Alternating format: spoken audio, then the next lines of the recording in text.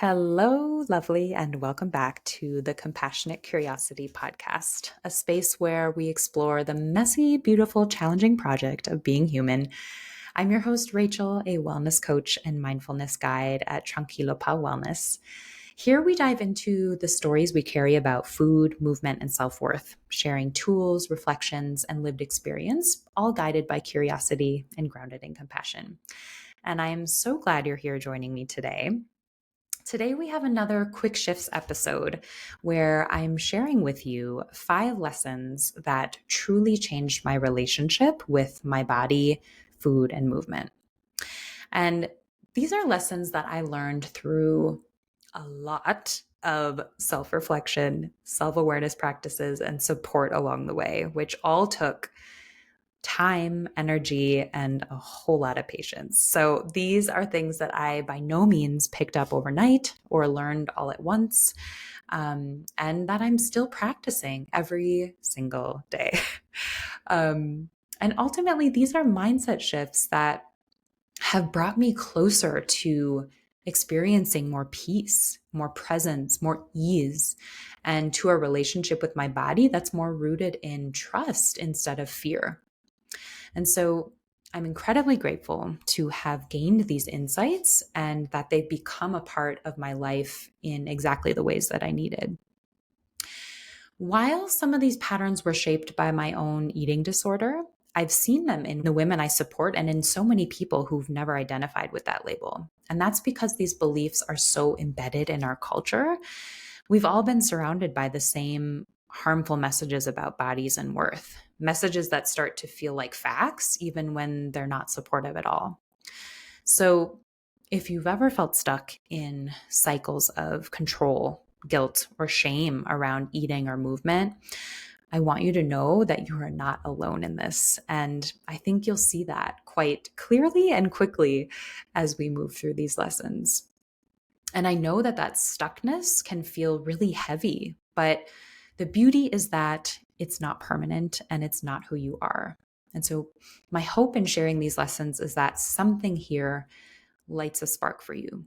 Maybe a new way of thinking, a sense of relief, or just the comfort of feeling seen.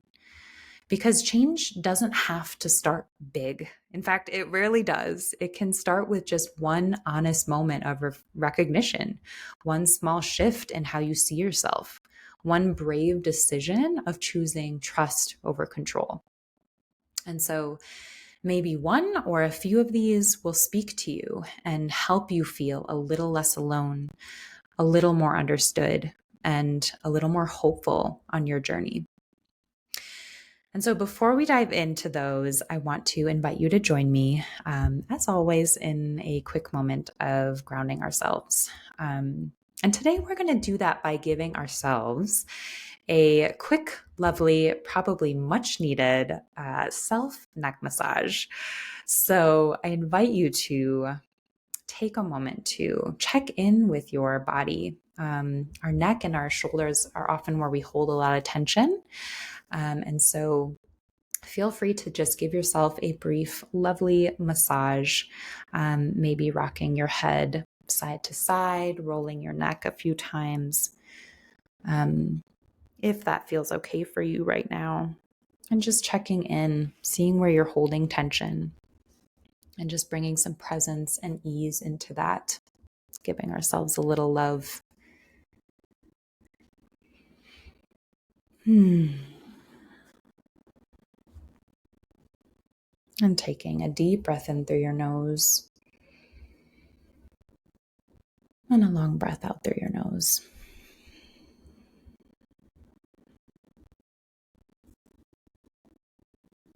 And coming back when you're ready, although you may not feel ready.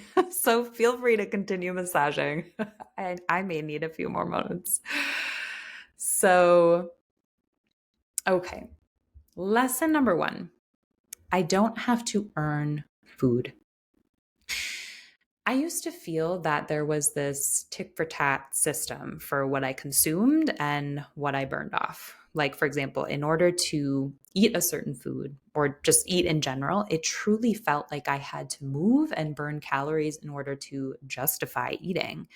which really, when I hear myself say this out loud, and when I first came to realize this distorted belief I had, it sounds absurd, but so many of us are living this way, sometimes consciously aware of it and sometimes not. Either way, realizing this isn't about judging ourselves. It never is, right? It's about bringing curiosity into the belief. Where did this come from? And does it still align with my values and how I feel now?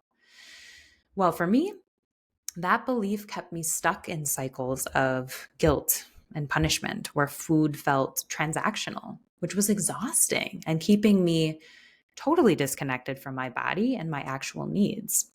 Which, when I did bring this to my awareness and I did ask myself if this belief was still aligned with my values and how I wanted to live, the answer was a hard no. So I was able to then challenge that belief and create a new one for myself, that food is a biological need, not a reward system. That my body needs food in order to function properly, which allows me to live my life, and that there's no justifying eating. That it turns out that if I feel hungry, it is okay to eat, regardless of how I've moved my body or if I've moved my body. And because I accepted this as truth, I was able to reconnect with my body and start nourishing it because it needs and is worthy of being cared for every day, no matter what.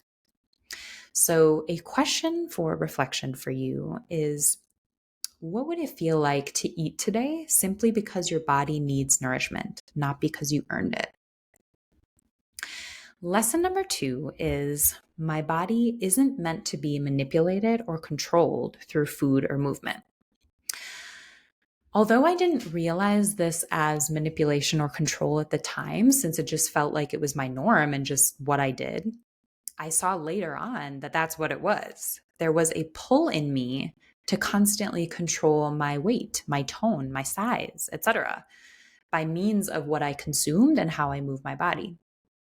I spent years using food and exercise as tools to shrink or mold my body into what I saw as ideal.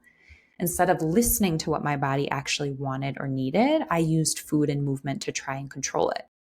And that constant control left me feeling exhausted because I was constantly fighting my body. It left me unable to be fully present in many cases. It left me feeling like I was constantly chasing something that I could never actually catch. And it left me totally disconnected from how I actually felt. It became a way to avoid the uncomfortable emotions that were beneath everything, pointing me toward what really needed attention, which is something I later came to understand in recovery, that one of the roles an eating disorder often plays is to protect us from feeling what feels too big, too painful, or too unknown. And so through steady self-awareness practices and support resources, I shifted that frame to reflect something that better aligned with what I wanted and want in my life. That my body isn't an object to be controlled or monitored. It's a living, feeling, adaptive being that deserves care and not micromanagement. And because I accepted this as truth, I started to listen to my body's needs and stopped trying to micromanage it into a version of worthiness. I began relating to it instead with curiosity instead of control.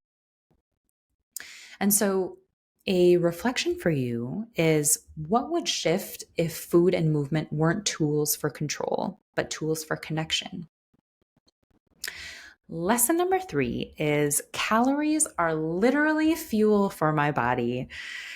I used to see calories as something that I needed to limit, that I needed to monitor, count, burn off, something I feared. Never in my life did I think of calories as something positive, something good for my body, until I stepped into recovery and had a massive mindset shift on them. A message that I received way back when and that just continued to be reinforced, was that calories are bad. Calories equal weight gain, which equals bad. And therefore, you must control this.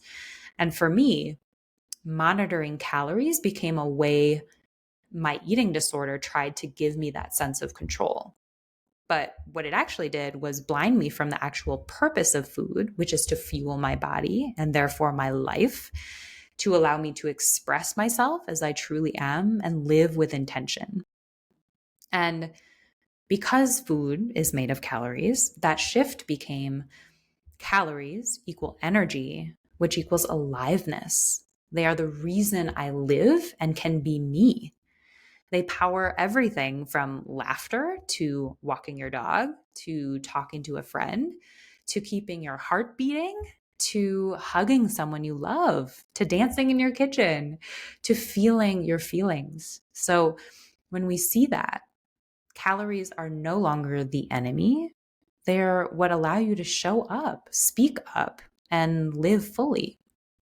And because I accepted this as truth, I started to let go of fear and began to see food as support.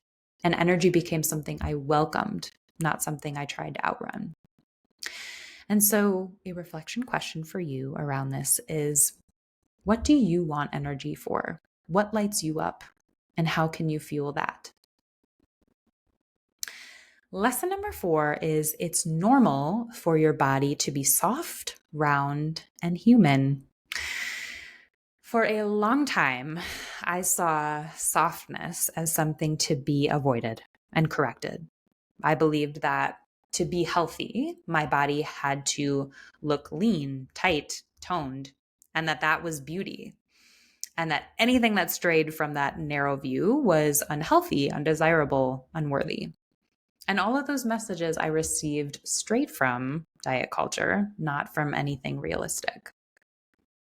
And not only was that exhausting to try and keep up with, but it was keeping me from the truth that there is a massive variety of body shapes and sizes, that our bodies have a natural form to it, which is largely determined by genetic makeup, and that bodies are supposed to have curves, textures, folds, softness, and that all of that is okay.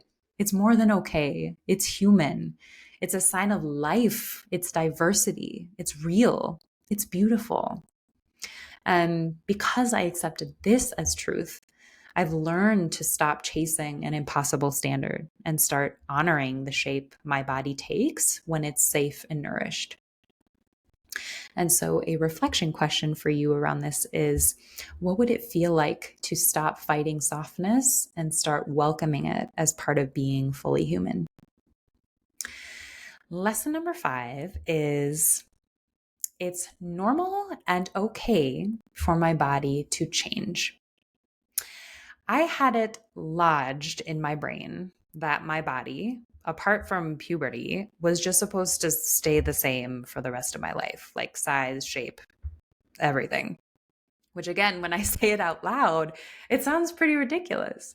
And this is one of those beliefs that I never really put into words until recently, but it was definitely there. And that fear of change kept me from feeling free in my own skin. That again, I needed to fix it or prevent it from changing. And this fear kept me from so many things, like enjoying meals without guilt, from being present in moments that mattered, from experiencing spontaneity, from living with ease. But when we question this belief that our bodies aren't meant to change, we start to deconstruct the idea. Because, like, how can this dynamic, complex vessel that does an immense amount of things for us, that carries so much physically, emotionally, energetically, that adapts to every season of life, stay stagnant in its form? Like, no way, right? Bodies are supposed to change across months, years, seasons, lifetimes, through puberty, pregnancy, illness, stress, recovery, aging, healing, right? These shifts are signs of adaptation, resilience, and life itself. And because I accepted this as truth, I was able to make peace with the fact that change isn't something to fear or resist, that it means that I'm alive, adapting, and moving through life as I should. So, an invitation to reflect here. Is it possible your body isn't betraying you? It's just being human. And could that truth soften something in you today? And so there you have it, lovelies. Those are 5 of the most meaningful lessons I've learned in my journey thus far toward healing my relationship with my body, food, and movement. And it's my hope that sharing these will serve as a supportive step on your own journey toward the same. And if one of those sparks something in you, I'd love to know. Message me, leave me a comment, or just carry it with you into your day and see where it leads you. And if your heart feels the pull, I'd invite you to leave a rating for this podcast. That really helps get the message out there and reach more people. So thank you so much for joining me today. And until next time, may you know that you are not alone. I am here with you. May you be guided by curiosity and grounded in compassion, sending you love, light, and gratitude today and always.